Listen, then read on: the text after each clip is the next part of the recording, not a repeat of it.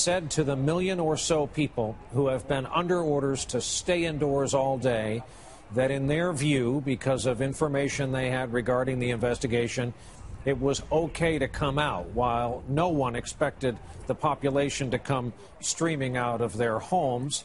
The ban was lifted, and no more than 30 minutes after that announcement came first reports gunfire again in Watertown, Massachusetts, the scene of the shootout last night that was fatal to the older brother, one of the two suspects. It's the younger brother who has been on the loose all day and is considered, very simply, the most wanted, most sought-after man in the nation tonight.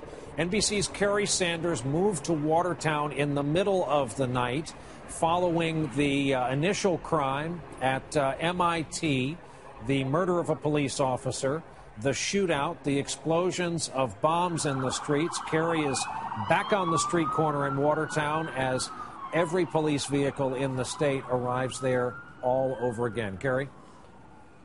Well, let me reset the scene for you. We were standing here. People were streaming out of the neighborhood. It was the first time they'd had an opportunity to leave their neighborhood after being told to shelter in place. And as we were standing here, cars were coming out. Actually, some of the residents with smiles on their faces. Just off there in the distance, we heard a barrage of gunfire. That was followed by a steady stream of police cars. First heading down here on Arsenal, then coming up here and also working their way around the backside, making their way down there. It looks like it's about 2.5 blocks down the street here. They are looking for a suspect. It's a suspect who they believe for most of the day, evening into the day, was up here hiding in a neighborhood, possibly hiding in the backyard, in a shed, in the bushes. They went through the neighborhood very methodically, 20 streets, sometimes going inside people's homes, looking inside their homes, other times looking in and around their homes, but consistently looking for this suspect. And finally, they had lifted that order telling people to be in their homes. And then, boom, what we saw happen down here, and we're watching this unfold right now.